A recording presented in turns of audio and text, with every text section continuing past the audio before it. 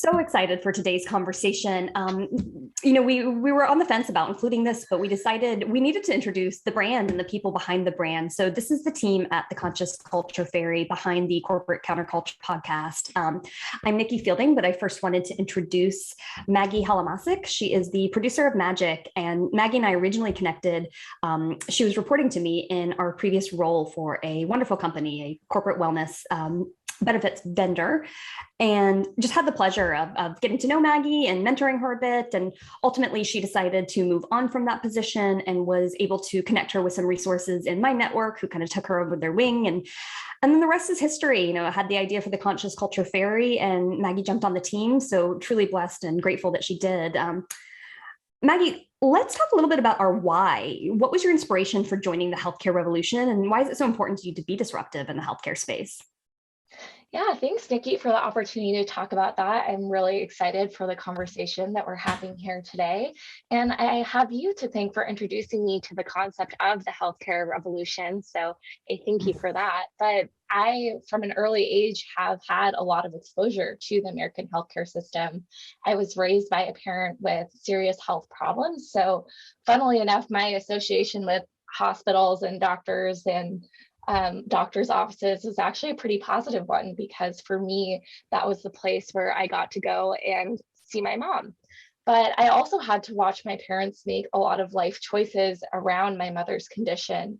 We grew up a mile away from the hospital. Everything, from where we lived to my dad's career choices around whether the jobs he was seeking had adequate health coverage that would allow her to get the care she needs.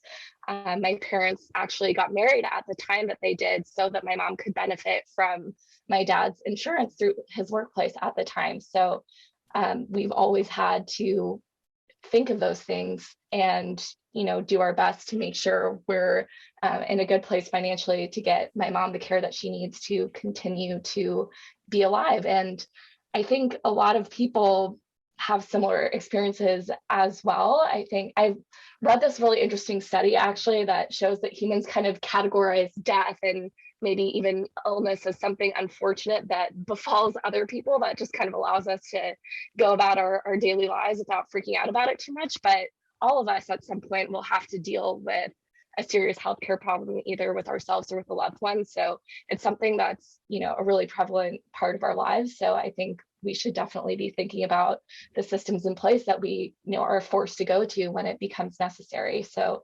I definitely developed some strong opinions on the financial aspects of the healthcare system. So that's definitely, I think, the foundation of my why and why I want to be disruptive. I'd love to throw the same question back at you. Yeah, thanks, Maggie. And just to follow up quickly before I pick it up and answer from my perspective, you said you have a really strong opinion on the financials of the system, which I love, and that's a big part of the platform and awareness that we're trying to create here with this podcast.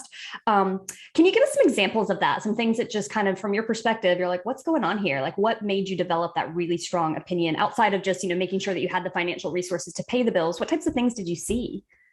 Sure. Yeah, I love talking about this because I think, it makes me laugh every time I give this example, but we're, after, a month long hospital stay, when you're handed the bill, which, can climb up to, around $1 million easily, and you see the itemized list, every Advil is on there for like $25 a pop, which is hilarious because you could buy, bottles of Advil for that price from Costco, a lifetime supply of Advil, but each one of those is tallied up and you end up paying so much more than the actual value of what you're receiving. So I think that's pretty illustrative of how the healthcare system turns a profit and works in that way. Our friend and another mentor of mine, Joel Daniels, who is on another great episode of this podcast that I hope everyone will tune into, he likes to say that the healthcare system isn't broken, it's working exactly as it was intended to work, for a profit. So I think that's the example I would point to of, things aren't quite set up in favor of the people who, need to use this system. It's much more so for the people at the top of it. Yeah. Yeah, and to your point, facing a major health challenge is universal. Like everybody, either Mhm. personally or somebody they love, will go through that challenge. That's just kind of part of being alive, and we can't always control fate and what happens. So it's really concerning that the system doesn't serve any of us and is Yeah. designed only to benefit the shareholders of large insurance companies and big pharma. That is the stakeholder, and so that's really kind of things that we break down throughout this season is understanding the financials, who benefits. Joel is brilliant in saying that it's doing exactly what it's designed to do. And he's correct. It is designed for profit. And it furthermore is designed to, in my opinion, keep us sick, heavily medicated, having often unnecessary surgeries and procedures, and oftentimes extending into mental health challenges where, because of how the system is structured and only being allowed to give such minimal time to people, and I think doctors are well intentioned. I've had wonderful doctors help me along my journey, but they have to pay their bills too. I don't blame them for placing their family's ability to eat over my time that I need with them. Why would they? Most people aren't that altruistic, and especially in their career, they're wanting to pay their bills. So by not giving people time, it often puts people in a situation where they know something's going on in their body, and the system is telling them, we can't find anything. All the tests are normal. This is in your head. This is psychosomatic, which poses some really real challenges, mental health. If you're told you're insane and you don't know what's happening in your own body and you're wrong, I've seen a lot of people face severe depression and anxiety as a result of that. Which kind of contributes into my why, my personal story, and my inspiration for joining the healthcare revolution. I've long been what I call a product of the healthcare system. And, by just some unfortunate circumstances in life, I'm a survivor of pretty severe early childhood trauma that myself and my family were not aware of until much later in life. But because trauma is stored in the body, it is a somatic response. I face a lot of just unexplainable, weird health challenges growing up, missed a lot of school, was rushed to the hospital, would have fever spikes of 107.8, 105 plus regularly. Nosebleeds, just kind of unexplainable things, chronic sinus stuff. And that kind of transitioned at 19. I went off a rope swing at a rock quarry and had my first real entry into the system. I unfortunately landed on a cliff and shattered both feet. And as a result, I developed, quite a few conditions indirectly or directly related to it, and had 65 surgeries and procedures between 2000 and 2017. And that was kind of my education firsthand into the system and often the brokenness of it. Everything from lack of transparency. So you get your benefits approved and you get a quote before surgery, and then you get the bill and it can be double easily. And there's nothing to be done. I've tried. There are some strategies. I'm more educated now, but just by calling the insurance company, you are not going to get anywhere. I've even been faced with conversations like trying to get them to just put the correct date of my procedure on the bill, because I had it in October. And I made that choice as a sacrifice. I missed the holidays and spent time recovering, but I'd hit my max out of pocket. And the company coded it as January and sent me a full bill, although it should have been covered under my insurance plan. I spent quite a bit of time trying to fight it, and ultimately got to a Blue Cross Blue Shield representative, provided proof of the procedure date from the outpatient center, the anesthesiologist, and my doctor, all parties involved. And she said, well, that's what they did. And so you're welcome to sue us if you've got your proof. And I don't have the resources to take on Blue Cross Blue Shield and sue them. So you just kind of have to say, all right, I'll bend over, let me pay it. Yeah, and that's mind blowing that you would even have to make that decision, that this, serious healthcare issue you're facing becomes this logistical challenge where you had to actually think about scheduling it, before a certain point in time, that had nothing to do with, when you needed the actual procedure. It's just all, trying to sort through all these logistics in order to get the care that you actually need. And I'm curious about what inspired the vision for the Conscious Culture Fairy itself. You shared a bit about your journey to the healthcare revolution, but I'd love to hear more about the actual beginnings of the Conscious Culture Fairy. Yeah, it's been a long time in the making. It was kind of seeds were planted, but throughout my tenure with the company that we were working with previously, I was having like a touch base every other week or so, educating myself on the healthcare revolution and understanding it and the moving pieces. And at that same time, I was doing my job and having meetings with clients and trying to focus on sales of wellness programs and lead the team. And I noticed a shift that the clients that we were working with, which our biggest industry verticals were hospital and major health systems, the public sector, including government and universities, and the energy sector and large corporate, but those three were critically impacted by COVID. And they were really looking for solutions. Many times their wellness budget had been decimated, so it wasn't an option to do business with us. But I found myself really holding space for clients. They were crying often, especially the HR people at these hospitals, at universities, at public school systems, just shedding tears, saying, how do we come through for our teams? Everybody is struggling physically and mentally, and we don't know what to do. And I realized that these solutions exist. I've been educating myself on it through these calls with a colleague, and it's just awareness. People don't know what the solutions are. So I saw a disconnect, and one of my skills is really noticing patterns. That's been something that's kind of benefited me in my career and opened some doors for me. So I spotted that pattern. And then kind of the rest, just kind of walking into it as I joined it and got connected to more resources where the ideas started to really take wings. I was getting licensed and doing the things I needed to do to be a part of the healthcare landscape.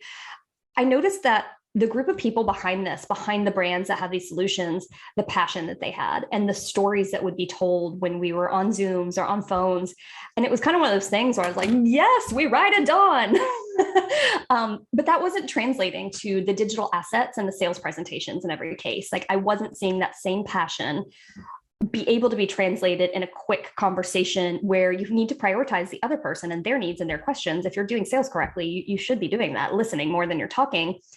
So I wanted to bring just my passion for storytelling and creativity and say, what if we could get all the information out in a really unbiased way, focused on awareness and being a storyteller with an empathic lens to shine a light on people and brands who are really, truly making a revolutionary difference, are truly passionate about what they do, and have wildly informed reasons behind it, meaning they've spent a long time in this industry. They're privy to negotiations between major insurance companies and hospitals and health systems. They can break down the financials and explain, Maggie, our point, Joel's point, why it's doing exactly what it's designed to do. You don't take our word for it.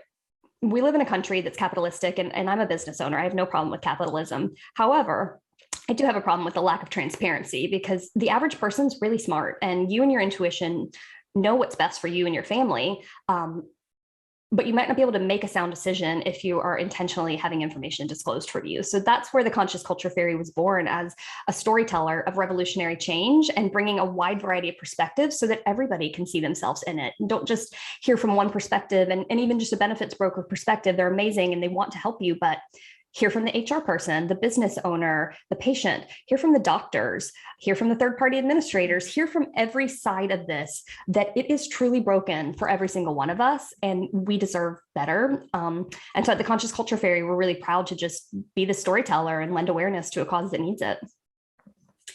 Maggie, with that said, what made you believe in our vision and mission and want to be a part of it? Yeah, I love talking about this because I'm so excited about our vision and our mission. And it was you, Nikki, who really, got me excited about this, this idea, this basically new field that we're trying to pioneer and get people on board and really believe that real change is possible. And you're an absolute force of nature, total empath, a great storyteller with the power to galvanize people into action. And, from working with me that, we joke kind of that, my job is to, kind of, you're the big picture. And then my job is to kind of try and break things down and see how we can move from point A to point B. So I'm, for me, it's all about being pragmatic. Like, how can we actually make this happen? And I think for me, the moment when I realized that, there is real incremental change to be made that, will add up over time and hopefully snowball into a real revolution, is I'll call out our friend Joel Daniels once again, but I was just having, a pretty casual conversation with him about his business and how he does things. And he was telling me about a small business that he had worked with where he was able to basically come up with an insurance solution for them, an offering for this employer that would actually allow his employees to have better coverage and to actually get some more money back into their paycheck. And my mind was blown because I truly hadn't considered that maybe there was, an actual better way to give employees healthcare coverage, but he, had found one and had successfully implemented it. So I think, that seeing that actually become a reality combined with, the vision that, you were sharing with me is what really got me on board and made me really believe that it is actually possible to enact the kind of change that we're hoping for, and made me really want to be a part of that change. I love that. Yeah.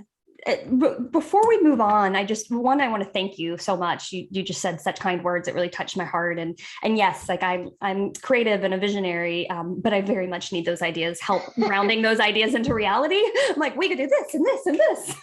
So could not do this without you, could not be more grateful for you. But I want to expand on the vision a little bit. I feel like I missed the boat by not mentioning that it spiraled from just healthcare. That's where it started, into, with everybody transitioning into remote teams, it spiraled into also calling out the need for engaged and connected experiences in a remote environment. I've worked remotely since 2004, leading both as an individual contributor and leading teams and divisions. And so I have kind of a wealth of experience around tools and resources that exist to solve for those things that the average person who's worked in an office their entire life doesn't have a need for. And that was the other thing that was coming up from clients and people in my network, like, hey, you've worked remotely a really long time. Do you know anything that would solve for this? And that is where the Corporate Counterculture podcast was born. It's really a call to business leaders in America to treat people with empathy and ask people, not numbers, provide benefits that truly matter, solve for key stressors that prevent us from showing up as our best selves at work, and provide an engaging and connected experience in a remote environment, because the solutions exist. More will be brought into existence. Of course, there's amazing, brilliant people out there who are coming up with great ideas all the time, but there are so many solutions that exist today that can really benefit the business and often provide a huge cost savings so that you can really reinvest in growing your business and hitting your dreams while having happier, healthier, more productive employees and improving retention. So the spiral effect of pursuing that empathic lens and really prioritizing this is huge potential for businesses to elevate their own missions and drive revenue as well. So excited to kind of break that down throughout the season. Yeah. There's brilliant people who have contributed their conversations into exactly what that looks like and how their solutions save $92,000 a year, which translates to, in that company, $500,000 in additional profit when you make an expense savings of $92,000 based on their profit margin. So it really just makes business sense to do these things. And yes, I'm a creative and visionary. Sometimes people forget that I have business sense, because I'd rather just dance and like pretend to be Mariah Carey, but I do. I was raised by a very successful entrepreneur, exposed in that business growth throughout his journey, and was a business major and have been in business and it's a journey, but successful at times, both as, an employee in consulting, as freelance for myself, and now as a business owner. So I've got a perspective. Absolutely. Maggie, I'll turn it back over to you. I think you're asking a question before I wanted to really clarify exactly what our vision is. Yeah, well, thank you for that. That segues perfectly, because I wanted to ask, with that larger vision in mind, what's the biggest lesson you've learned so far building our brand, to that end, to further that mission? Yeah, I would say it takes a village. None of us can do it alone. So we're only as good as our support system. And that's the true foundation of the Conscious Culture Fairy. We are a brand that's about conscious collaboration with people and brands who are making a revolutionary difference in their field. So it's not about our offerings and services. I do consulting, do speaking engagements, we have them, but it's about lending awareness to a cause through collaboration. And that's really my biggest lesson. It's something I've always known, but the real importance of driving change requires a community. And so Totally. part of, my goal is for you to join this community, you watching, you listening, join us. There's a variety of ways, and people often hear money, and yes, we'd love financial support, who wouldn't? But that's not what we're asking for. We're asking for help getting the word out. Share this. If you want to volunteer, connect us to other resources, people who are making a revolutionary difference. If you know anything about publicity, like these are the types of things when we say join the revolution, be a part of it. If you or your loved one has experienced any of these things, burnout in the workplace due to having too much pressure and not having benefits that solve for major stressors in your life, or facing a major health challenge, get this information out, whether you're an employee or not. Everybody deserves to have awareness around this so that they can make the decisions that are best for them and their family. So we would love to have you join us, partner with us, and support us in this mission. Yeah. Oh, sorry, I was just going to say that made me think of something else. Yeah. You mentioned it takes a village. And I was just wondering if you would share a little bit about the responses that you get when even just in casual conversation, when you're out and about in your daily life, what kind of response do you get from people when you share a bit about what we're trying to do? That has been honestly, my biggest motivator. I'm so grateful for my mentors in the business space and the people who are behind the scenes. Like we wouldn't be here without them. You know as well as I do. Like it's tremendous the amount of support we've had. But at the same time, we're living through a global pandemic, and a lot of us are seeking more connection. And I'm kind of engaged in my community. A lot of people who are just doing events and really trying to get to know people and spend time outside and saying like, hey, we're all we're in this together. We need more human connection. Let's spend time together. I've been taking advantage of some of those opportunities and sharing what I'm working on. And that's what made me really believe in what we're doing, Maggie. Like the response has been amazing. People are like, you're going to change the world, and how can I support? I can help. Can you make a flyer, bring it to my company? This is where I work, drop it off. I will remember you. I will share it with HR. I'm going to get my business leader to watch this. People have randomly Venmo'd me when I explained what I'm doing. They said, do you have a Venmo? I want to contribute. And it's often $5, but sorry, I get emotional. You know me, I'm a very emotional person. Like it may be $5, but like times are tough right now. Like we're living through a global pandemic. Many people are unemployed, and just seeing this random support of the community. Here's $5, here's $20, drop it off. You know what? I'm going to be speaking to a group of HR people. So can I connect you with them? It's been that kind of response, and I have chills right now. When you get that kind of response from the average everyday person, it makes me so believe in what we're doing and realize that as a collective, we're hungry for this information. And that's kind of what is been my driving force. There's been umpteen lessons and failures behind the scenes, from operations, from really getting critical about my strengths and weaknesses, my skill sets. There's been a lot of them.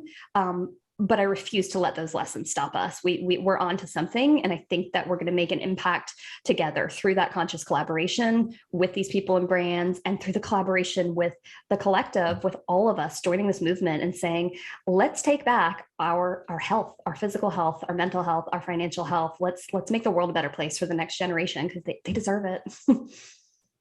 Absolutely. Yeah, thank you for asking that. It's a really it's something I haven't shared with anybody other than you. Like the fact that I talk about this a lot, and the type of response that I've received. So that was like a little moment of pushing outside my comfort zone and opening up something very personal to me.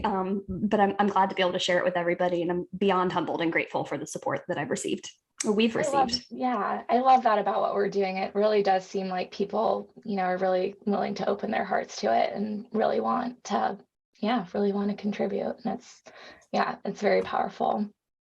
Yeah. Let's transition a little bit, since we're getting all the feels. And maybe say, what's one of your favorite things, Maggie, about being a revolutionary? Now that you're established in the healthcare revolution, what's one of your favorite things about that? I think my favorite thing about being a revolutionary is just feeling,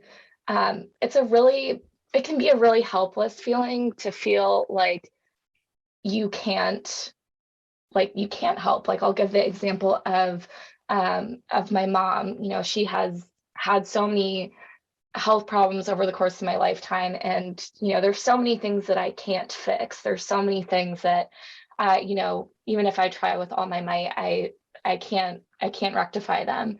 And it's so powerful when you find something where your actions do make a difference. And, while I can't solve my mom's health problems, I can help try to make our healthcare system better for the people who have to use it, which is almost all people. So I think that's what I love about being a revolutionary, is the feeling that, it's just really comforting to feel like, just to feel like something that I'm doing might make things a little bit easier for someone else down the line. I'd love to hear your answer to that question. Well, I love that. It's beautiful. It's such like a spirit of service behind that. Like, I just want to help for the fact of helping other people who need help. That's a beautiful thing. And you're a beautiful person, a beautiful soul. So no surprises there. But my favorite thing about it has been, I grew up in the world of technology. So that was kind of my transition into wellness benefits, more like weight loss, like not like what we're talking about benefits now with insurance and voluntary and enhanced, but like just wellness programs. And I would say that wonderful people everywhere, like truly, I still am in touch. Some of these people are my best friends, like ride or die, like you need to hide a body, I'm your girl. But I witnessed a lot of very competitive natures in those fields. It was kind of like, well, I can't help you too much because then you might take from me and we're going after the same target audience, and like this kind of like competitive nature. And there wasn't everybody, some people kind of welcoming into the fold and how can you support, but building that community was always more challenging for me. I always had my network, but a lot of times my strongest network and supporters were in other industries. I had them in mind, but again, just kind of noticed that competitive landscape.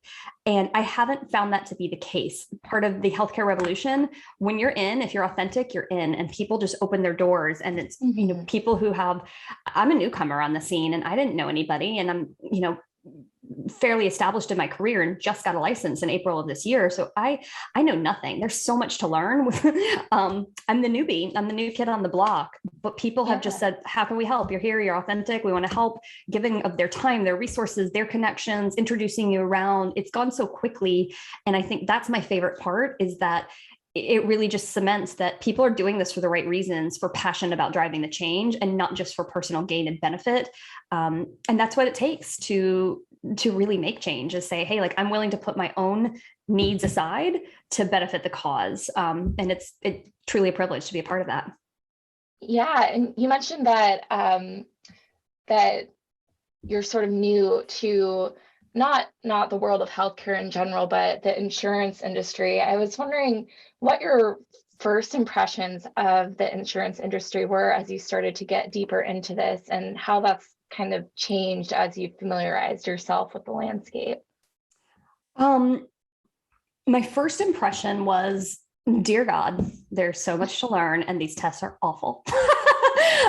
Getting licensed and just it's memorization. It's a lot. It's like purposely trying to trick you. It's really a failed system. Like I don't believe that those tests are designed to educate anybody. It's just, let's make you miserable and see if you're willing to push through. I have to say, I'm going to be candid here because you know me, I'm a loose cannon. But my first impressions were not favorable. I was there because of the healthcare revolution and I held true to that vision of the people I'd connected with. But once I actually had to do the work to get involved, I was like, ugh, insurance stinks. These licenses, these tests stink. Then I got licensed and saw the other side of it, which was an absolute floodgate of people who had no idea who I was, what I'd accomplished, anything that I wanted out of life. But now that I had a license, I was a dollar sign to them. So emails, texts, having to block people. They wouldn't stop commenting, hey, you've got a license and we do this and blah, blah, blah, blah. And I really, I have a background in like recruiting, and not a background, but our company did a lot of recruiting and I learned a lot about it. It wasn't my skill set, but it was a big part of what we did, and had learned some better recruiting practices. I was like, this is not treating people like a person. Like you don't just text somebody on their personal cell number that you purchased from a database that I don't want you to have and start blowing them up about working for you. I don't think it's the best way to go about it. And I'm sorry if that hurts anybody's feelings, because you can get really talented people that way. And some people welcome those texts. So I do want to highlight that, like, this is my opinion. It's not everybody's opinion, and you are welcome to believe whatever you believe in. In fact, I support and validate everybody's opinions. They're just opinions. But I saw a lot I didn't like. And that again, kind of that plus the third component, which was, I also realized I'm never going to learn it. There's so much information. So there's a lot I didn't like. And then I was like, not only do I not like some of this stuff, but It's so much information. You were just drinking through a fire hose. Like I remember I asked a question and somebody sent me an email with 32 PDFs that were anywhere from 2 to 40 pages. I was like, oh, glad I asked that. I'm glad I asked that question. Light bedtime reading. Yes. But that's the reality of it. It is a complicated, complex. My theory is on purpose so that the average person can never understand it, and that the people who are established in the insurance world, like, they're a real resource to you. You should be talking to them. You should be supporting them because they've really put time and effort into learning and acquiring the knowledge that they have. And that's, again, just goes back to like our why, which is like, how do we create awareness? I don't envision a world where I ever have as much knowledge as some of the established brokers who've been doing this for 20 years. Like, it's not possible, but I wanted to make an impact quickly. And that's kind of where we landed on this project and this brand. Maggie, you got licensed as well around the same time. We were kind of going through that misery together. Can you share your perspective on that as well? Kind of what was your first impressions about the world of healthcare and insurance, and let us know from your perspective? Yes, I would love to give my 2 cents there. So I had a similar experience to you in terms of just going through that licensing process, and I think what struck me about it is, first of all, there is a lot of information to take in, but not so much information about how to actually use your license to help people find a solution that makes the most sense for them. It's a lot of, learning the rules and regulations, but not so much training on how to actually put your license to use in a way that really will benefit the people that you're selling insurance to. And my first exposure to the insurance industry was actually prior to getting licensed. I had a customer service role at a small company that had created a platform that was intended to help small business owners offer insurance to their employees. And so I was on the phones all day, taking calls, sometimes from the business owners, but a lot of times from the employees who were trying to sign up for these new benefits and who were excited that, they were being offered insurance through this small business, because that's not always typical. And it was really sad the way that a lot of those conversations progressed, from excitement to me walking them through, like, okay, these are the options for the plans that you're being offered, and this is how much it's going to cost once you add your dependents on there and all that. And oftentimes by the end of the phone call, people would just be like, oh, I actually can't afford this. This is like almost as much as my actual paycheck. Like, I can't afford to have, all of my children on this plan. I had a lot of conversations like that, and that really sucked, because I really admired that these small business owners were trying to do something good by giving their employees some coverage. And I believe the requirement was for the business owners to offer their employees coverage through the business. The employer had to cover the employee, like the primary member's insurance, I think at least 50%. So they're already, trying to do something for their employees, but even so, like, just a lot of the time, it just still was not affordable at all for these people. So that's what really, that was one of my first impressions of what it actually meant to work in the insurance industry, and just kind of made me realize, that there was a lack of actual, like, feasible solutions for a lot of people who need insurance. Yeah. I wanted to piggyback on that because the same, and part of me getting comfortable with it, and before really pitching businesses and kind of familiarizing, I use people in my network, and some of them were business owners and some of them just individuals, but I spend a lot of time working out. Like, that's one of my passions, and being involved in those communities. So it's like my Pilates studio owner and a yoga instructor who led retreats around the world, and asking if I could pitch them, and they would just give me feedback. I wasn't trying to sell to them. I just said, I'm new to this world. Can I practice? And over, they were like, well, I don't have insurance. I can't afford it. I'm a small business. I don't have enough employees to offer group insurance. And that was really sad. It was people who have an established life, are very comfortable in terms of not in debt, just living a comfortable within their means, and making a difference in the world and offering opportunity for people to improve their physical and mental health and develop themselves personally in these retreats. And they were like, well, no, like it hasn't been a big issue because I'm not trying to get pregnant yet. But they're facing those conversations of it just wasn't sustainable. And that really opened my eyes as well, that, if we could have more awareness about these solutions that are more affordable for the average everyday person out there, and provide better access to care and better control of the decision making of your access to care for you and your family. And that's something that needs to happen. More people need this information. Yeah, and let me ask you, do you believe that most business leaders today have a solid enough understanding of healthcare and insurance to make those business decisions about how, the best way to actually approach that, or what changes to make to their strategy if necessary? Absolutely not. And that's not coming down hard on them. It's just, why would they? Like, they're probably very brilliant at what they do and have their own vision and are there to support their teams, their culture, and drive that vision forwards is what they should be doing. I'm here to say that I'm a bright person. Sometimes people underestimate me because I'm super bubbly and all over the place and don't know what's going to come out of my mouth, but I'm a bright person. I've done very well in school, and I am able to learn quickly. I'm overwhelmed and humbled at just how much information is out there and how little I know about this landscape. And I do feel like I know enough to make an impact and educate others, but I'm doing it through the power of collaboration, through the really educated people. So I think business leaders don't. And furthermore, the average business leader delegates it to HR, and HR may or may not have any familiarity with insurance and benefits, in terms of like how the system really works and the financials behind it. And furthermore, may not even have, depending on the organization, the size of it and how they're structured, may not have P&L level visibility into the business. So the average business owner is taking one of their top expense items, and delegating it to somebody who doesn't know it's one of their top expense items and doesn't know what the solutions are or what would be considered good or bad solution, and says, here, you deal with it.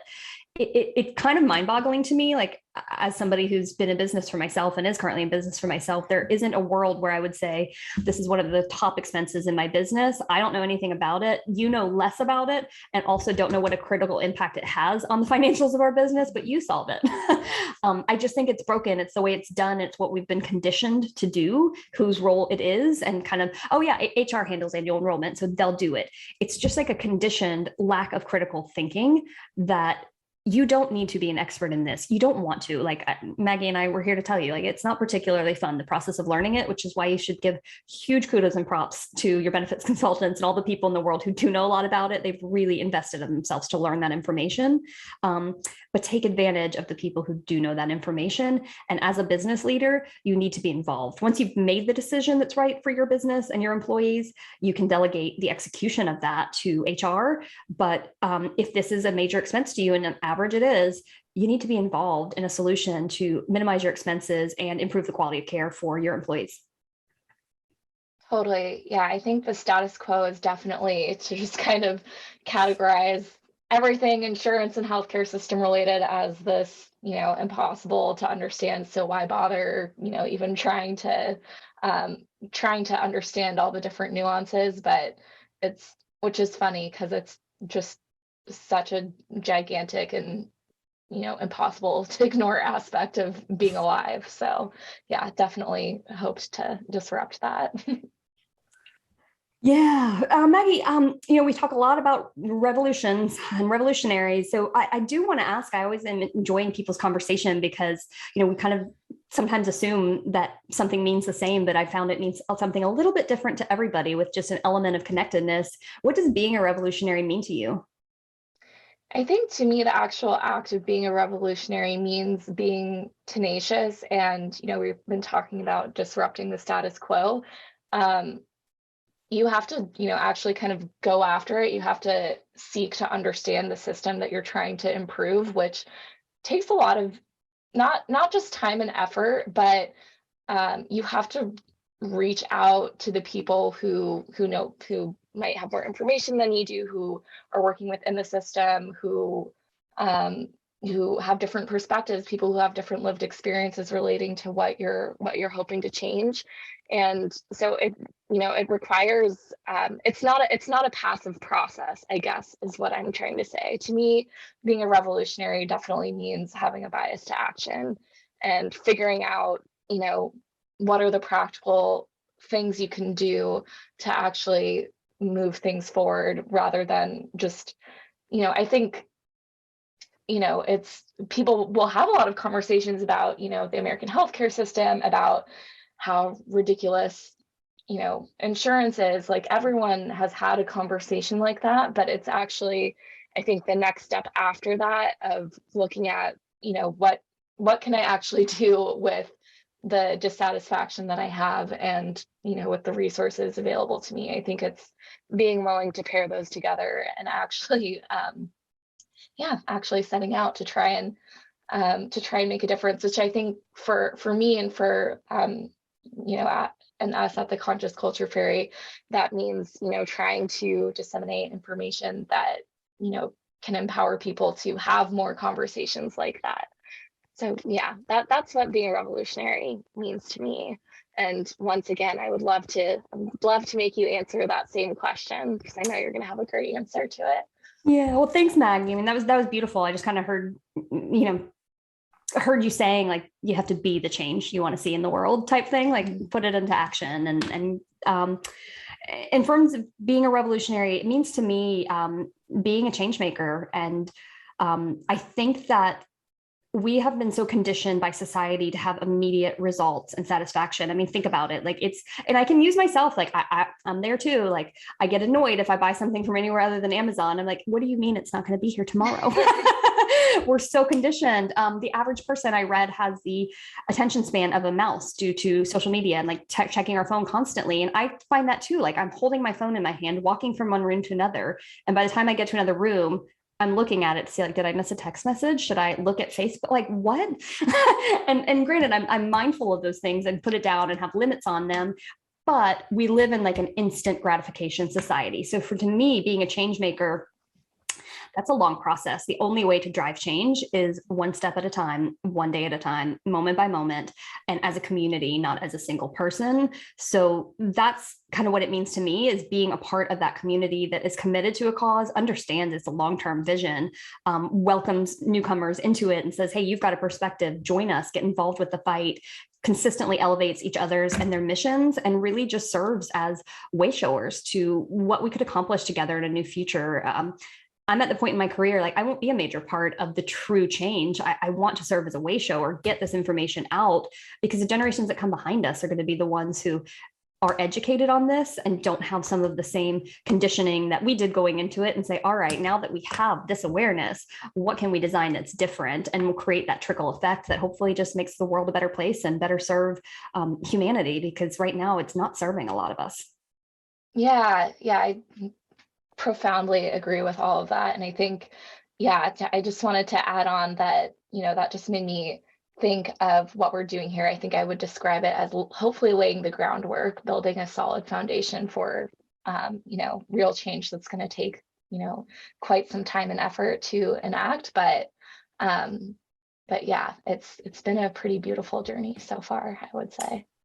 It has. And yeah, like, that's one of, and we haven't, this is announcing our brand, so we haven't really put the word out yet, but I have a funny feeling that one of the first services that we'll be asked to perform is just being a connector. So, connecting people to resources. I have this huge Rolodex. A couple are featured on the website, but nothing like the scope of everybody that you'll see on here. So just being able to kind of use us as a problem solver, explain, like, if you can articulate, these are the key problems I'm facing, do solutions exist? We can connect you directly to those companies, to people who have really high integrity, are willing to walk away from a sale and just say, hey, I've educated you, but it doesn't sound like that's a fit for you. And then likely, based on what I've seen, say, but what would help is you should go here. So we're kind of serving as that starting point. I joke, it's on the website, and it even came up in a podcast episode, because life's funny like that. But the vanilla ice, if you got a problem, I'll solve it. Maggie, what are a few accomplishments that you're most grateful for along your journey? These can be personally or professionally. Oh, that's a great question. What accomplishments am I most grateful for? I think one accomplishment that I'm pretty proud of is related to integrity. I think that really stood out to me in what you were saying just now. Personal and professional integrity are very important to me, and you actually guided me through a point in my life where I was just not quite happy with where I was at, I guess both professionally and personally. And I had to really evaluate, what about that situation was making me, feel like I wasn't quite doing everything, doing myself a disservice by not taking next steps to find a mission that I was really passionate about. And I felt like in the position that I was at, I felt like my integrity was I was working so hard, but felt like it wasn't always enough, and my personal integrity was being called into question, which was a deal breaker for me, because I was like, I am working my ass off and I care so much. And and just finding it in me to move on from that. I don't think of myself as a quitter, but to actually leave that situation and go on to find something more fulfilling. I am proud of that, because I'm generally someone who tends to try and stick it out, but it was absolutely the right decision in that case to try and to take a leap of faith and try something new. So I thank you for that. But yeah, I think that's an accomplishment that I'm pretty proud of, is just starting a new journey. Meant a lot to me. Yeah. Yeah. I'm so proud of you. I was at the time. I mean, that was my first feedback to you when you were like, I don't know if I'm doing the right thing. It's like, I'm proud of you, girl.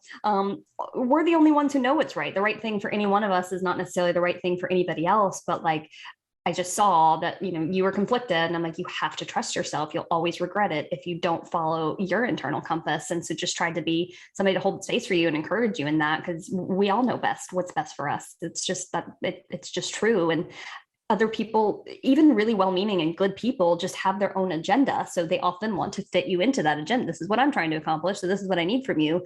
But if that conflicts with your own internal guidance and compass, like, only great things and beautiful things come from choosing yourself over something that conflicts with your own morals and values. Yeah, absolutely. And you've talked a bit about really knowing yourself, and you're able to kind of I really admire that you're able to kind of laugh it off, and even maybe be empowered by people who tend to underestimate you. Mm-hmm. I was wondering if you'd be willing to share an insult that you've gotten that you're actually kind of proud of, because I've seen you do that before. You kind of flip it around and prove them wrong. So yeah, I mean, there's many. There's like direct insults, or there is just like inappropriate and unwelcome conversations. Like, people tend to judge me off the cuff. And I walked into a business meeting. I was in my 20s and with a male colleague, and walked in, and the client was a senior level of like a major telecom company. I can't remember, I think he was VP level, and looks at the male I'm with and says, "Oh, thanks for bringing the skirt."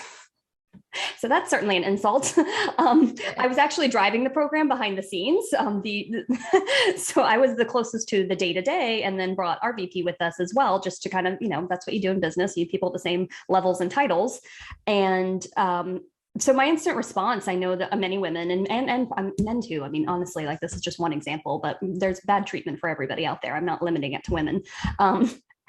I had to make a joke of it, because I'm like, well, first of all, what an asshole. Second of all, I was like, he asked if I would do a little spin. He said, "Thank you for bringing the skirt. Would you do a little spin for us?" Which is just demeaning. It's gross. It's absolutely gross. And so I looked at him, and Maggie, I spend a lot of time like twirling. I actually do love to spin.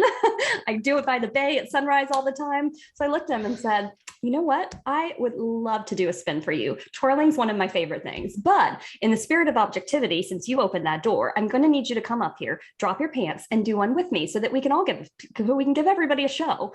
And he just went red-faced, so mad. my colleague laughed out loud and was like wide-eyed, couldn't believe it. And I was like, I'll see myself out. I get it. Like, I'm not stupid. I'll get it. I'm out. I'm going to be off this program. This isn't going to go well from here on out, but like, I can't let it go for myself.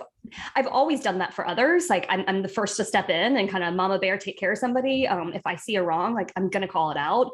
I try to do so. This brings kind of the fairy part of the brand in. I try to do so with a sense of humor and a little bit of pixie dust, because you can make people really learn by using a sense of humor with it.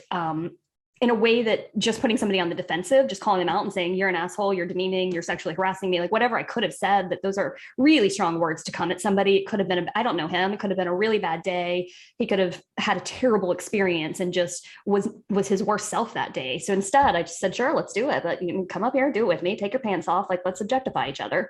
I hope that it made him think. I really didn't stay in touch with him. I did go off the program. But my company was very supportive. They were like, yeah, we're going to put you on another campaign, but you're a badass.